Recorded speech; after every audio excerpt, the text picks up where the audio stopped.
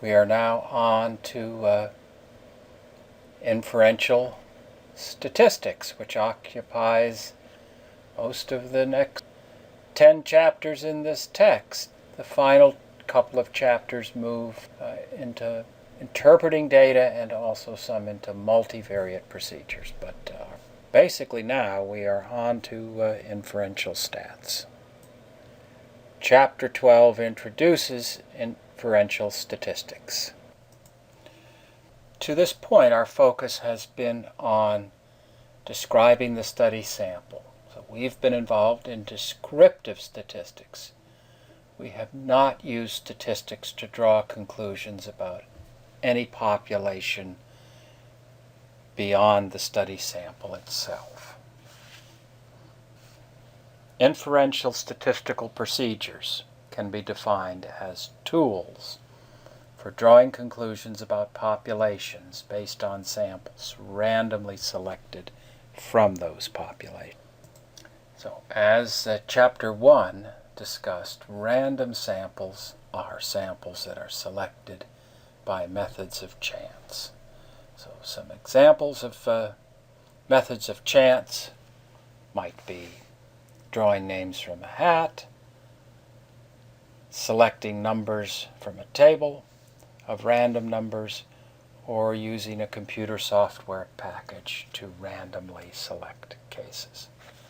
On the other hand, non-random samples, also called non-probability samples, are samples in which methods of chance are not used in selecting participants.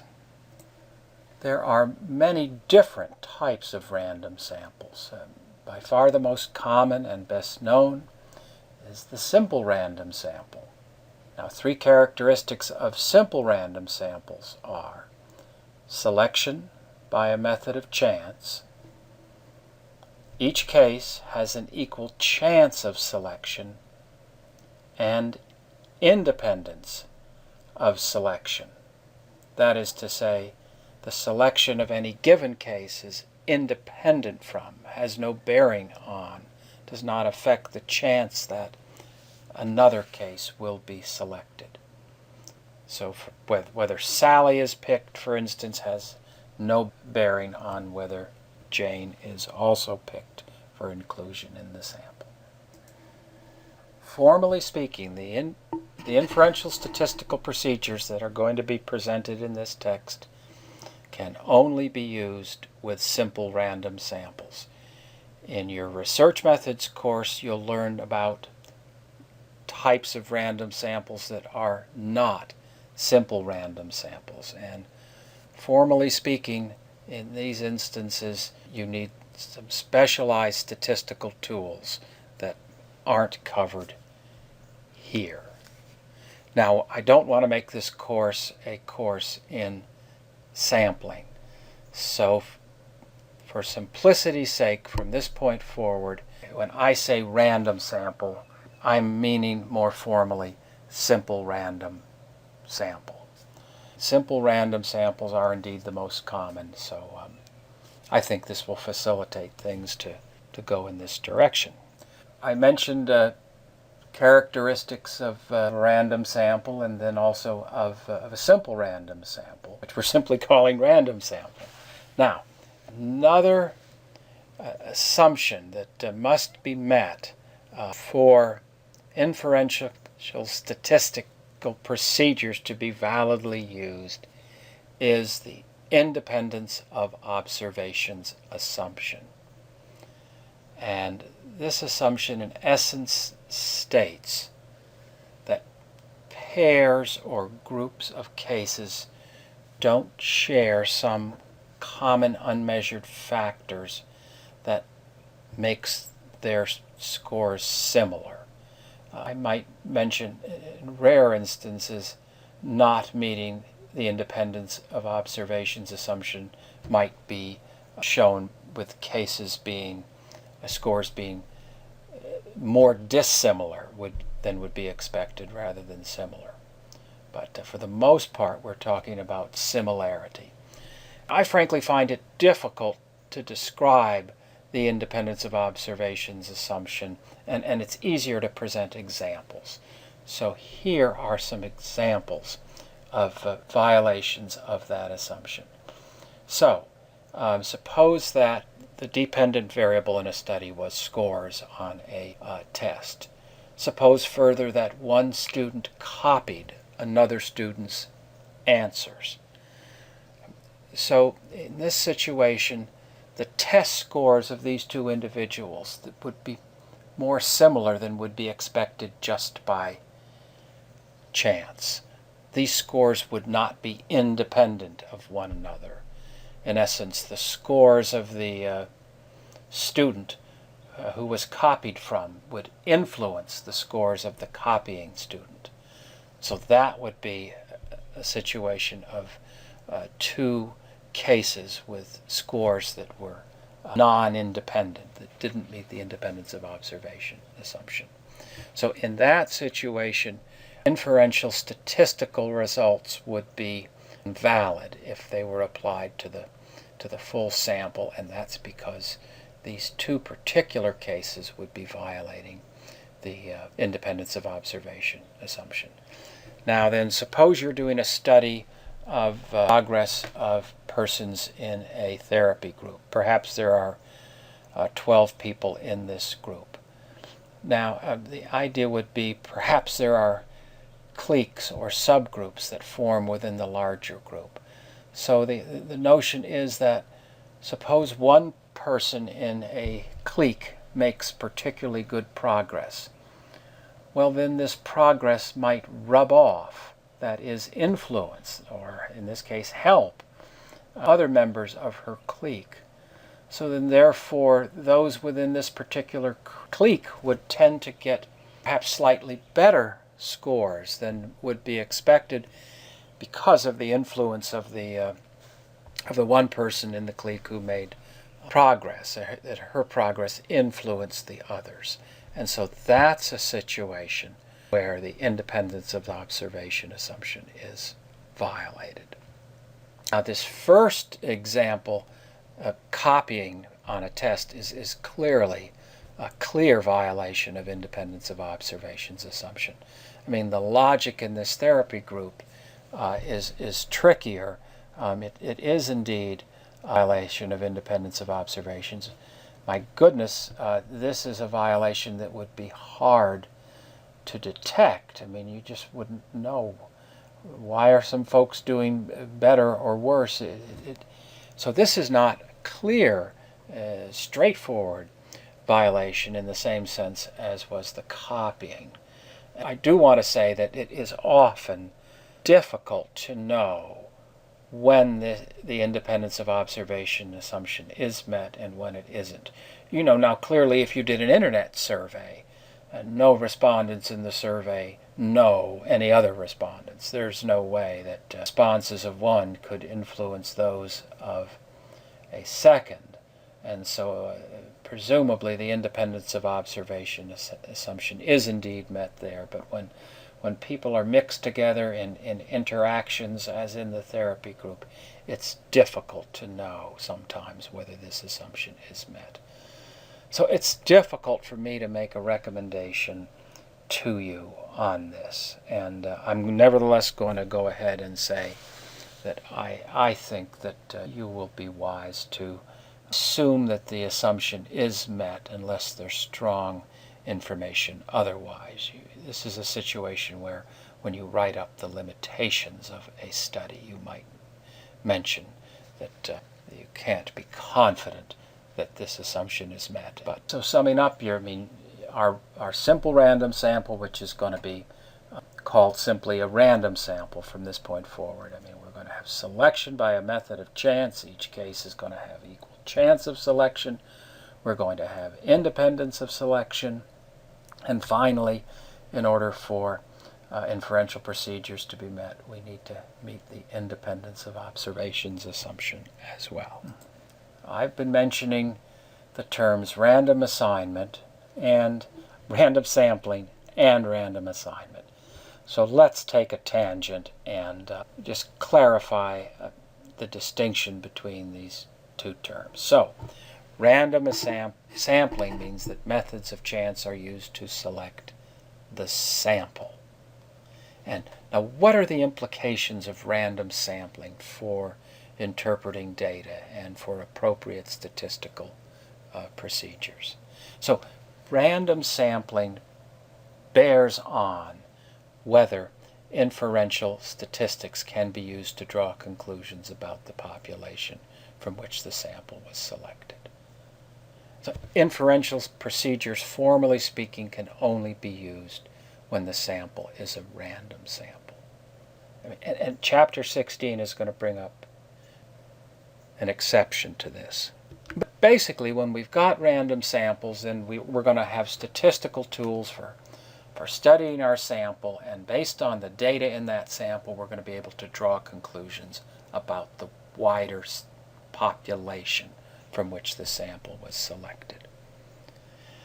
Now, on the other hand, random assignment has nothing to do with whether methods of chance are or are not used to select the sample. Instead, it bears on and addresses whether methods of chance were used to assign participants to groups. And again, groups are, in experimental settings, receiving of different interventions. Group A gets one intervention, Group B a different one. Now, when you've got a study that is a randomized study, which is to say a study that uses random assignment, and that study is also termed a true experiment. In such a study, the researcher can indeed form a strong conclusion about the effect of the intervention on the results. So when you see different results in different groups in a study with random assignment, in essence you can be confident that it is the effect of the treatment that is responsible for these differences rather than a confounding variable. So random assignment then greatly increases confidence about causality. And on the other hand, if a study has random sampling, then that's going to let you draw conclusions about the population from which the study was, which the sample was selected. And that's the essence of inferential statistics, drawing conclusions about that wider population. So what's the advantage of a random sample? The advantage is that luck of the draw is the only factor that causes differences between the sample and the population in which the sample is selected. Now, the sampling bias occurs when a sample's characteristics differ systematically from the characteristics of a population. Sampling bias, and I'll also call it systematic sampling bias, is often strongly suspected in non-random samples. As an example, suppose that in a university you select social work students to participate in your study, and you query them about their attitudes regarding social welfare programs. Now then, suppose that the purpose of your study is to draw conclusions about the full university population. So let's think about the attitudes of social work students vis-a-vis those in the full population. Relative to the full population of university students, social work student opinions about social welfare programs are almost assuredly biased in a positive direction, which is to say, as a group, we strongly suspect that social work students will be more supportive of social welfare programs than will be the typical student in the university population. So, that's an example of systematic sampling bias. So random samples have no systematic sampling bias. We don't need to be concerned about it. Now let me just make a comment on non-random samples. We don't know assuredly that a non-random sample possesses sampling bias. So in our example, for instance, we don't know assuredly that social work students feel more positively about social welfare programs than do those in the full university population.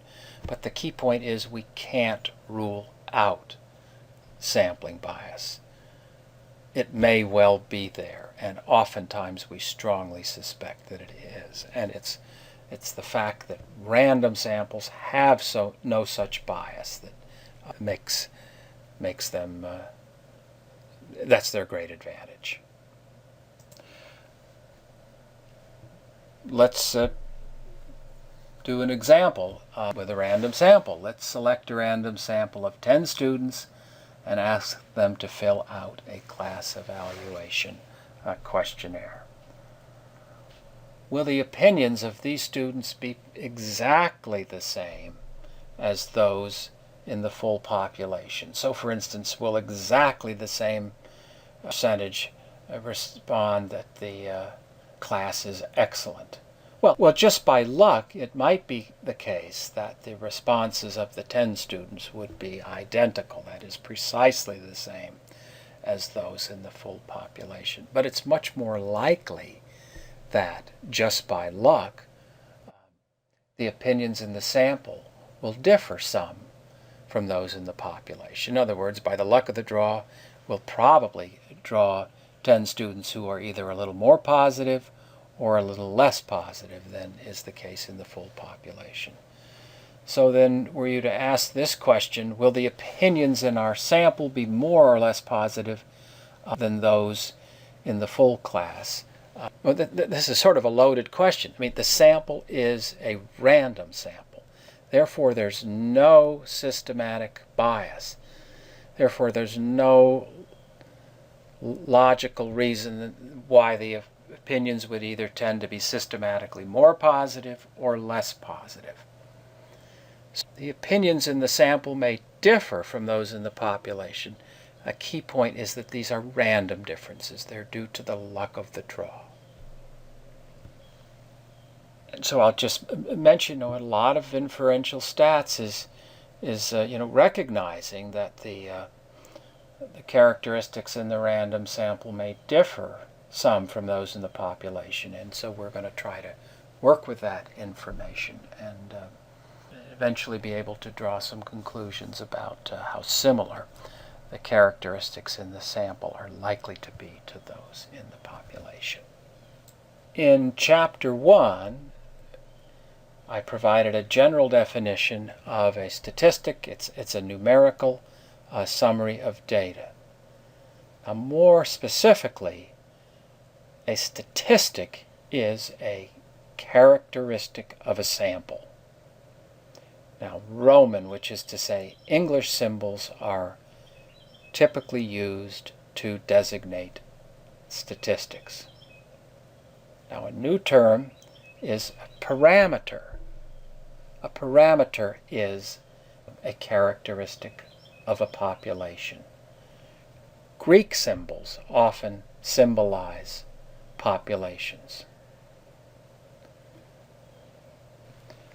Oftentimes, a sample statistic is used to estimate a population parameter, and when we do so, we call that statistic an estimator or an inferential statistic, and we can also continue to call it simply a statistic. So beginning information on inferential stats. Now, sample statistics are typically used to estimate their corresponding characteristic in the population. So that, for instance, we use the mean in a random sample to estimate the mean in the population from which that sample was randomly selected. The population mean is symbolized by the Greek letter mu. Now, a sample standard deviation, S, is used to estimate the population standard deviation. That is, presuming we've got a random sample. We estimate the population standard deviation with the sample standard deviation, and the Greek letter sigma symbolizes the population standard deviation. The variance in the sample is used to estimate the variance in the population, and finally the proportion in a random sample estimates the proportion in the population. Now, I'm using a capital P to refer to the population parameter and a small p for the sample proportion. Okay, characteristics of estimators. Two important characteristics of an estimator are efficiency and unbiasedness. So an efficient estimator requires a minimum number of cases to generate a good estimate of the population parameters.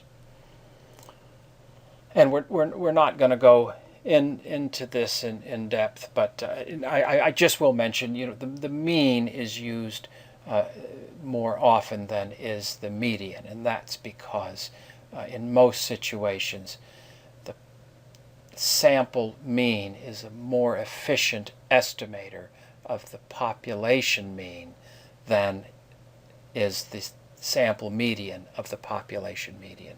So in other words, the sample mean is more efficient. It requires fewer cases to generate a good estimate. Another desirable property of an estimator is unbiasedness. So an unbiased estimator neither overestimates nor underestimates a parameter.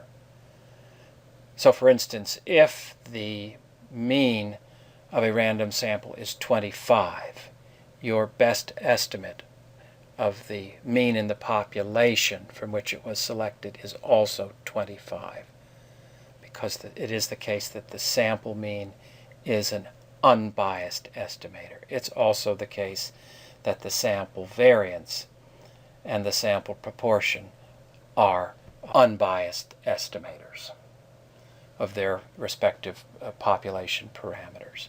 And all three of these estimators are also efficient estimators.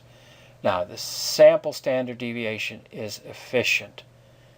It is the case that the sample standard deviation is not an unbiased estimator of the population standard deviation.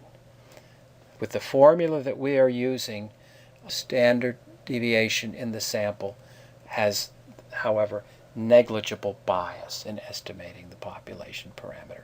It's slightly biased, but that bias is so small that pragmatically we can avoid it.